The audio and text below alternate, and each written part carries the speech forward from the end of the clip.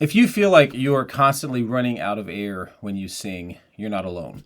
And here's the good news. It probably isn't your breath support that's the real issue. I worked with a singer at the conservatory, Bryson Battle, who thought he had a breath support problem.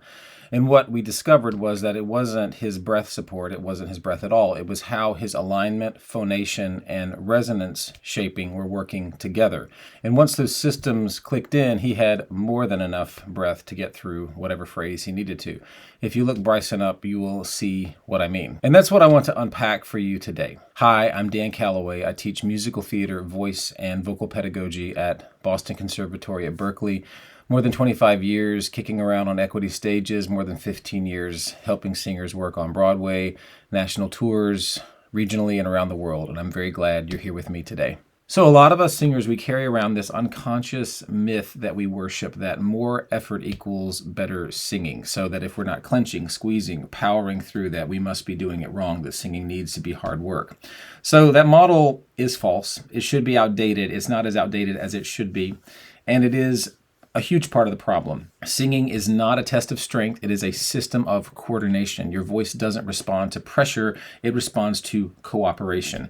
Your body, your breath, and your resonance all working together. When singers feel like they're constantly running out of air, what's usually happening is sort of a silent system sabotage. Usual culprits are alignment, collapse, or overlift. When your ribs fold in or you're slumped, there's no room for breath to do its job. A lot of times people will do that thinking that they're relaxed, but there's a difference between relaxation and collapse. The other culprit is over-efforted phonation. So that's local muscular push right here at the vocal fold level or hitting it with way too much air pressure. And you also have the problem of air leak because you might not have an efficient phonation going on, and there are different ways to build that and create efficiency in the actual vibration of your folds.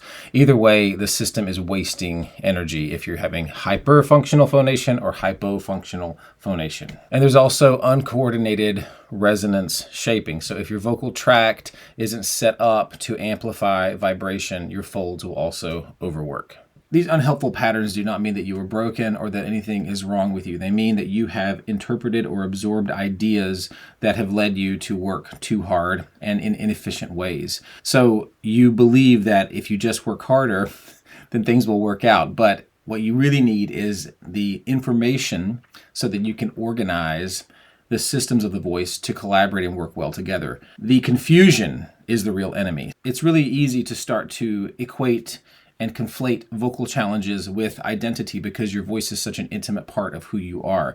So really watch that. It's like, okay, this actually can be a coordinated dance between the systems of my voice that can happen over time, and I can map them into procedural memory. And just give yourself a lot of grace because, like I said, something as intimate as your vocal expression, it dips right into your sense of identity and who you are. So it's really easy to make the false leap that because you're having struggles as a vocalist, then that is going to mean something about your identity, your potential, your talent, your skill level, all of those things. You can get from A to B if you have the tools that are going to help you to organize your voice, understand how things work together, and to get them to coordinate well. So let's look at what happens when the system is coordinated and find ways that we can get these systems working well together.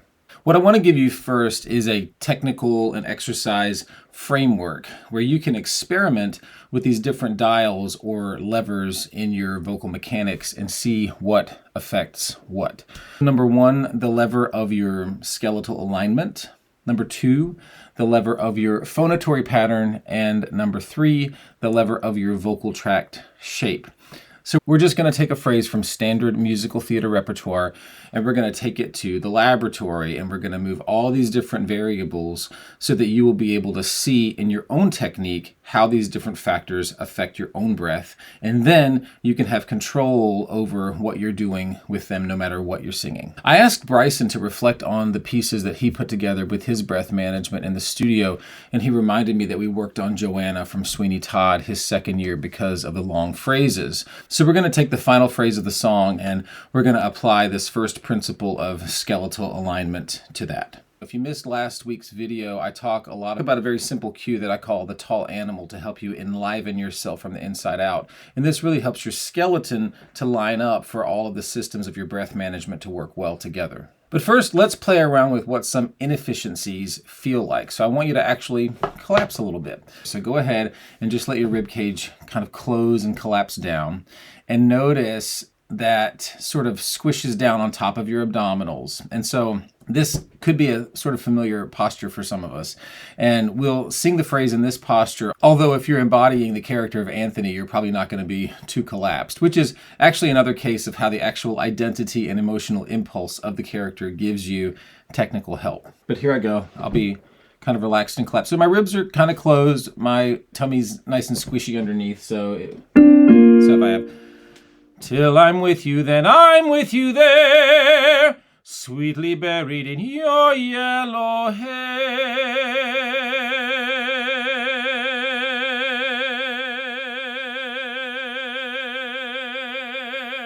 I made it through, but it did feel squishy. It's interesting, even when with my ribs collapse, I can feel this sort of displacement down into my guts. Till I'm with you, then I'm with you there. Because if my ribs are closed, air pressure is going to sort of squeeze down into my viscera. Yeah, if you think about a balloon, if you squeeze the top of the balloon, the bottom of the balloon gets bigger, bottom of the balloon, top of the balloon gets bigger. You can think about your torso in very much a similar way, and that'll solve a lot of your breath management questions, I have found. But what if you're overdoing it the other way and you're getting your ribs rather forward, really opening up the rib cage? You're going to get more room in the thoracic cavity, yes, but you're also going to be compromising space in your lower back and not giving your viscera a full opportunity to displace from the diaphragm's descent. So let's see what that feels like. If I have... So I'll really let my ribs come forward, but my back's kind of arched as if I'm really trying to expand this rib cage thing, overdoing that idea. Till I'm with you, then I'm with you there, sweetly buried in your yellow hair. Okay, I can tell I'm going to have enough there. It feels like I'm not going to run out of breath. I do feel some static hold and engagement in the torso, some force. You might even feel that in the production of my voice, like, you know, sometimes it can turn into sort of this over-muscled feeling where you feel like a singer is shouting at you rather than inviting you into the experience. So now I'm going to line things up, and I like to do this seated just to show you. You can do this seated, standing, lots of different places that you can do this. Your skeleton can coordinate with itself in all manner of different places. So now I'm going to see my pelvic bowl and my diaphragm dome mirroring each other. They're cooperating in this kind of like two north poles of a magnet dance. So I want to make sure they're lined up. I'm going to let the breath in, and then I'll sing the phrase again. Till I'm with you, then I'm with you there, sweetly buried in your yellow hair.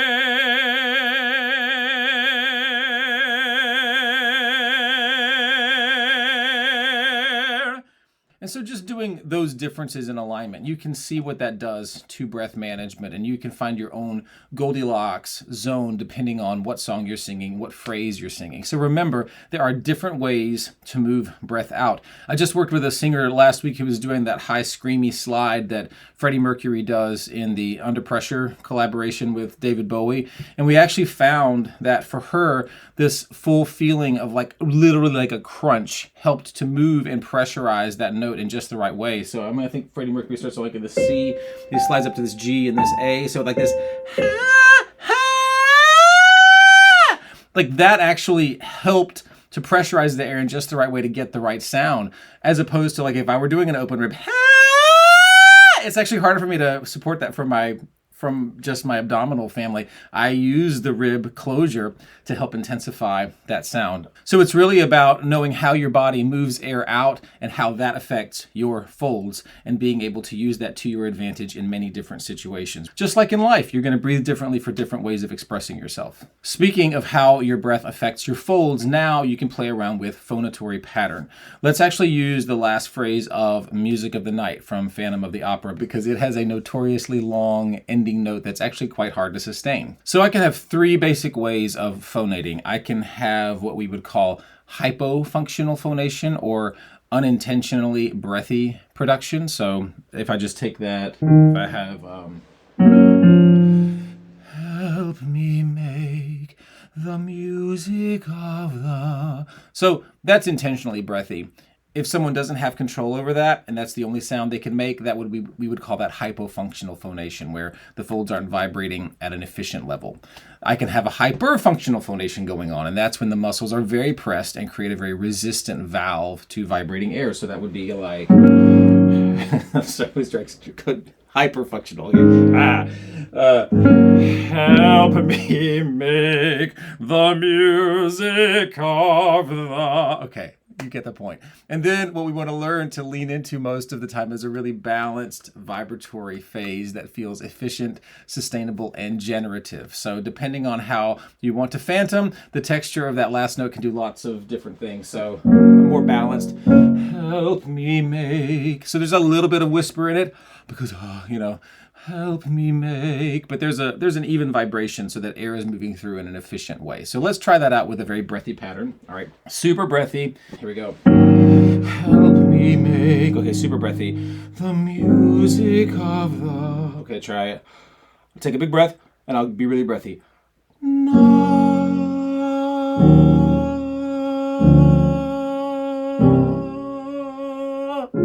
out. Yeah, I didn't make it.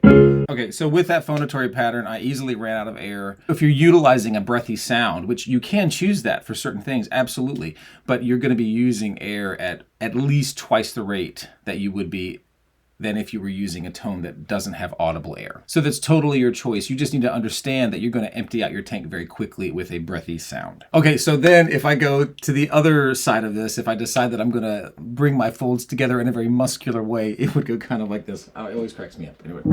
All right, so I'll go. Help me make the music of the... Okay, I'm going to muscle it really hard.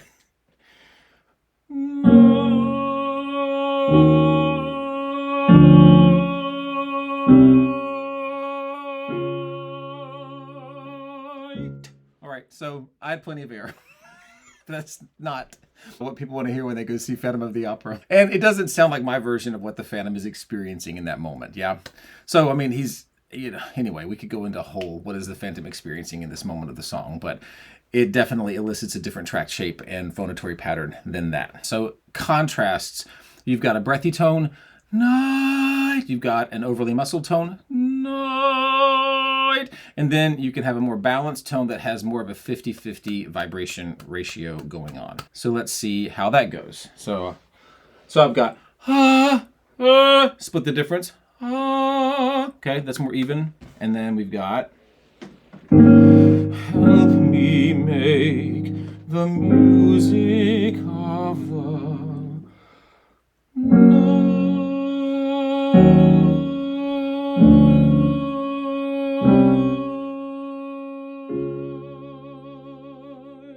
I absolutely used the entire tank, but I had the qualities, basically the neighborhood that I wanted to have. And so again, playing with contrasts, helping yourself to feel the differences between what does a really breathy tone feel like? What does an overly muscled tone feel like? Go ahead and let yourself feel that. It's like, I don't like it. And then you can come back into the just right zone for you. And remember, it's always a continuum. Now, the thing is, our vibratory pattern is directly affected by the shape of our vocal tract. So the way we shape the space from our folds to the opening of our mouth has a retroactive effect on how the folds are vibrating. I'll get into a few of the specifics of that in some upcoming examples. So the first example, I'm going to go into a Joe Estel coordination exercise where we do one through a shape called sob and one through a shape called twang, and then we will split the difference. So sob, it sounds like this. Oh, it's so sad. Oh.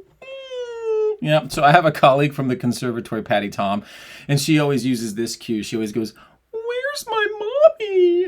Where is she? Where's my mommy?" It's a really good way to feel that sobby shape. It's round in the back, really high palate, and it's closed in the front. So we would call that a convergent shape. Oh, where's my mommy? So let's take one phrase from You'll Never Walk Alone from Carousel, because that's a pretty lengthy one. So if I'm going to go full sob. Ooh. Walk on with hope in your heart, and you'll never walk alone. All right, so that's sob.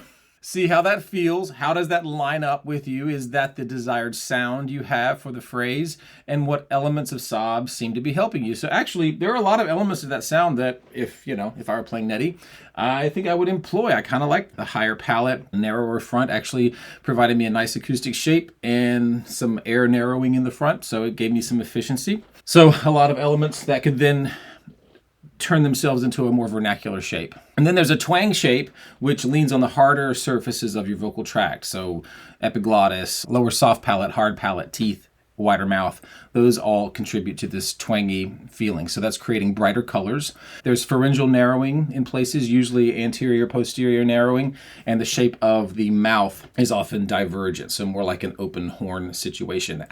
So if I go, I'm gonna make it really, really divergent now. Walk on with hope in your heart, and you'll never walk alone. So notice what advantages the twang gives you. And then you want to notice between the sob and the twang, what did that provide you? So for me, it definitely provided a lot of efficiency, a lot of bright color. So then we want to split the difference between sob and twang. So if I go,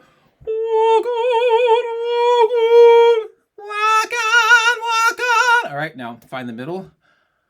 Walk on with hope in your heart, and you'll never walk alone. All right, so that's an extended phrase. So I was using some loft from the sob, using a little bit of narrowing from the twang. And that's how you can find when you split the difference, you get the advantages of the rounding of the sob and the divergence and brightening of the twang together. So you're showing yourself that there are different ways of shaping the tract that affect the vibration of your folds, therefore affect how that is valving air through and therefore how quickly the air is passing through. So a very interconnected system of three parts. Those are three levers of body alignment and relationship, phonatory pattern, and vocal tract shape. And so with that framework, you can play all kinds of different ways with contrast and find out how it affects your instrument. All right, so now let's actually take a sneakier challenge. This is Jerome Kern's All the Things You Are, Oscar Hammerstein and Jerome Kern from Very Warm for May, All the Things You Are, wonderful, beautiful standard. So you're gonna learn a couple things in this example. It lives in, let's say if you're singing this in the treble range, it lives in a middle head voice. It floats across a key change, or I believe it should float across a key change.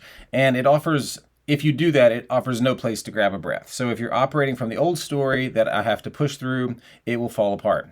But when you carry the phrase with flexible support, clear track shaping, and coordinated flow, it will glide right through. So this phrase goes, the dearest things I know. So I'm going to sing this in mode 2 treble because it's more challenging. A lot of times this middle voice stuff is so tricky because it's really hard to find leverage in this zone of mode 2. All right, so I'm going to demonstrate here. The long phrase happens near the end of the song, going from the B section into the final A. So what Kern has written in here is a really beautiful key change. He's gone into a different modality in the bridge, and so he's returning back to this A flat major. And so it sounds like this. The dearest things I know are what you are someday, my happy arms. So what would happen, what happens a lot in this middle voice, we get a lot of inefficiency going on in the actual vocal tract shape most of the time that turns into some escaped air. So this happens when we have pharyngeal constrictors going on, when your swallowing muscles are trying to contribute to tone, and they never contribute to tone if they engage. No, they add audible air. So if my constrictors are acting up, so it'll sound kind of like this. The dearest things I know are what you are someday, my happy. All right, so I made it through.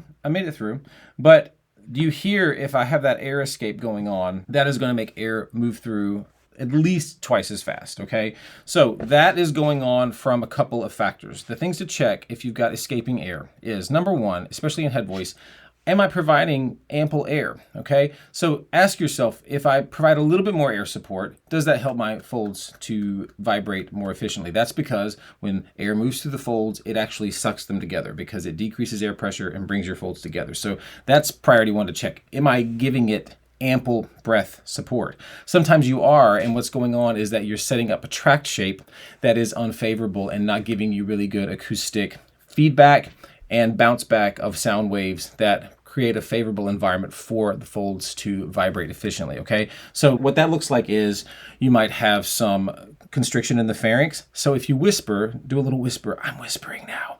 Feel what your pharyngeal constrictors, your swallowing muscles, do when you whisper. A lot of times those constrictors, they get the idea that they're going to help you move sound out of your face. And so they go to work, but what happens is they create inefficiency in the vibratory pattern. So if I have the dearest things I know, those are my constrictors doing that, okay? So if I soften my constrictors, let my palate float up a little bit, the dearest things I know. So you want to think about the pharynx being really soft, receiving vibration. I say it's like a day at the spa. You're getting a nice vibratory massage from your vocal folds, all right? Try that out. The other thing is going to be with where your tongue is. So rather than go into that here, you can look at my video, my second video about the use of the tongue in tract shaping. I'll link that down in the description for you. So ample airflow, what's going on with my constrictors, and where's my tongue in this situation? Those are the questions to ask. And again, you can look at the tongue video to check out more information on how your tongue affects acoustic frameworks in the mouth. Oh, and you also, the other point on this is if you have a construction like this, where Jerome Kern's got you going from a G sharp and then it turns into an A flat, it's really powerful to carry that through the key change. So just a little tool that if you have the same note moving across a key change, try to carry that through for a powerful effect. So another example of this very same musical event happens when Christine sings Wishing You Were Somehow Here Again in Phantom of the Opera. So I had the privilege of working with Marnie Robb, who went on to play Christine thousands of times on Broadway national tour around the world. She's actually touring right now with the Asian production playing Madame Giry. So I would literally, Marnie covered the role when I was on tour with Phantom, and I would stay in the wings to hear her sing this song because the way she executed this phrase was so terrific. So it's the part where Christine sings, too many years fighting back tears. Yeah. Why can't the I don't know if I've got to say past just die? There it is. Oh, I got to think hard about it today. All right. So, okay.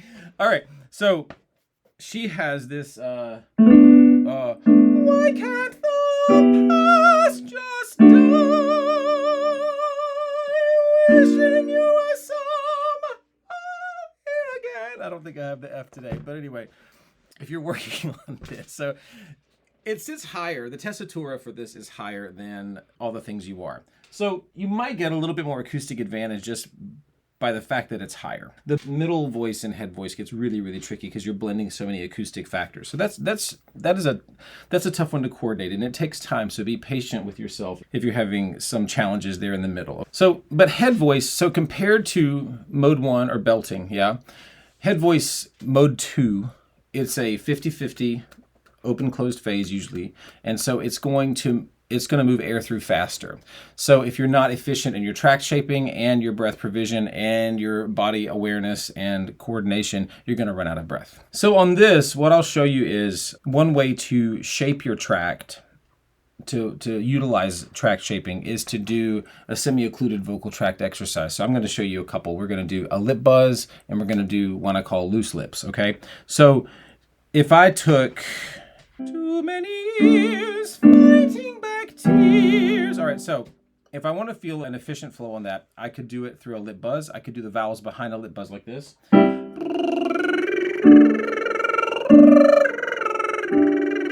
I'm going to feel the advantage of what that lip buzz gives me. It's slowing down my air, giving me backward air pressure, which is balancing the air pressures beneath and above my folds. Now, when I open my mouth to sing, I have to switch over from the air slowing down advantage to an acoustic advantage, okay? So that would look like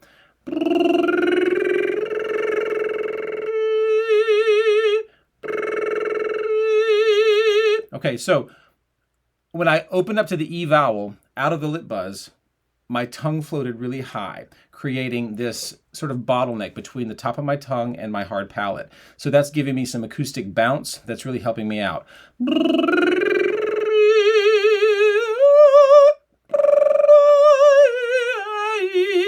With this sort of style, I'm asking myself, how high can my tongue float into the mouth?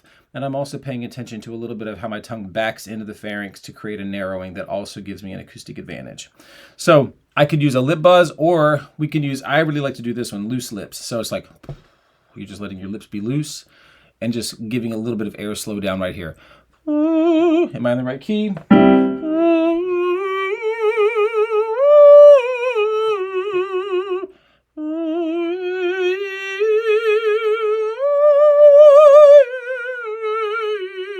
So you can sort of move in and out of that to see how you can get the feeling of the air slowing down and bouncing back at you to marry over into what it feels like when the tract shape is helping you acoustically. All right. So for me, in SOVT, it really teaches you that you're giving yourself the advantage of the air slowing down, therefore some backward air pressure to help the balance of the folds. And then when you open up into singing, you're exploring tract shape to see how tract coordination helps the same thing with acoustics, with sound waves rather than air pressure. So you might take this phrase through. We'll use the loose lips for this. Okay, we'll take this.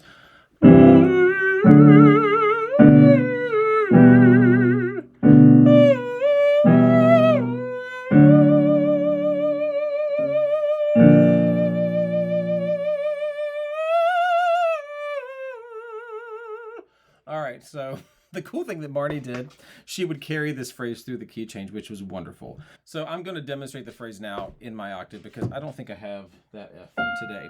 What I will need is a nice generous breath, float in the ribs so that I have room in the thoracic cavity, and a nice gentle tract shape. So I've got, I'll go from here.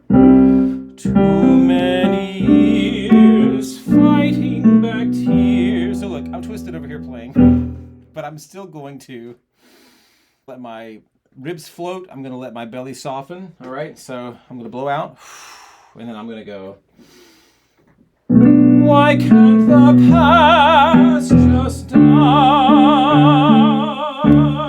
Wishing you were somehow here again. All right, so not super fair because I'm in mode 1. I think my air moves a little slower in mode 1 than you would in mode 2. But what that shows me, and the other thing I want you to see, when I got to the key change, wishing you were somehow, my brain was like, you're running out of air, you're running out of air, you're running out of air. But I knew that I still had more in the tank. So the brain is always wanting to get more oxygen. So watch that when you're singing. Your brain might be setting off alarm signals thinking, oh my gosh, you need another breath, because that's the brain's job, is to keep you alive. It wants to make sure you're getting more oxygen. But a lot of times we have more air in the tank than we actually realize. So there's also that to consider. So again, shout out to Marnie. She always did that beautifully.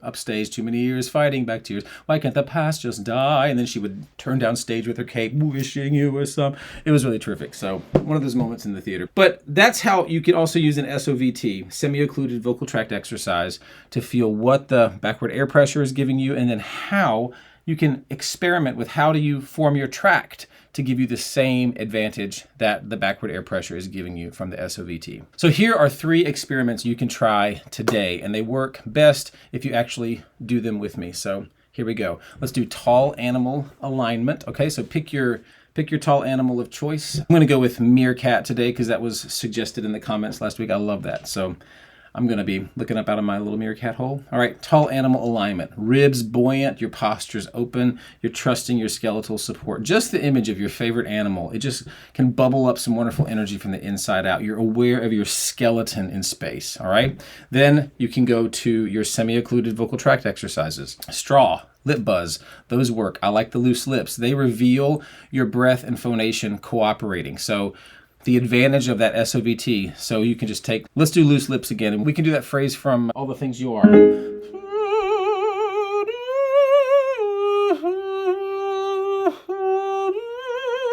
Or you can do it in your octave. I mean, if your octave is lower.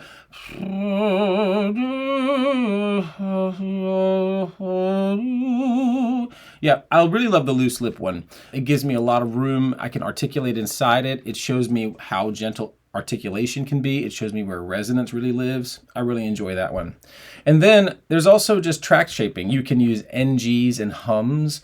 That moves the sound nicely through your nose. And so you can feel the efficiency of that vibration. It can prove to you that you can actually manage breath through the nose, and then when you open up into oral cavity resonance, then you can make some shifts. So if you had, am I in the right key?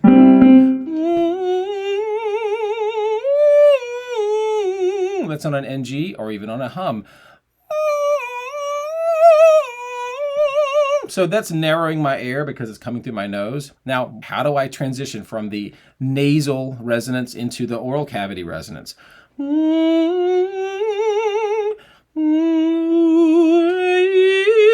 could even go NG into loose lips into tract shaping. That's a path. So you have all of these tools that you can mix and match. And those are ways that you can see how your voice resonates in different chambers, either through your nose, through your mouth, and then you can just become a detective and an experimenter yourself. It's really understanding the mechanics of your voice. What happens when your larynx is lower, is higher? What happens when your palate is higher or lower? What happens when your tongue is here or there? What happens when your jaw is here or there? Experiment, find out. You can find these things out on your own, and then you start to understand and have a working knowledge of your instrument. So these aren't just hacks, they're invitations. I'm inviting you. The more you build them yourself, the more your voice becomes yours. And that's how you replace the old system, one coordination at a time. The old system of like, there's one right way, there's one coordination, there's one sound, there's one proper way to do this. We get in this very right and wrong headspace. And then that paralyzes us, because I always say all sounds are on the table. If it's a sound that you can make over and over and feel good about, it's a sound that you can play with and explore, and then you can match it to the appropriate expression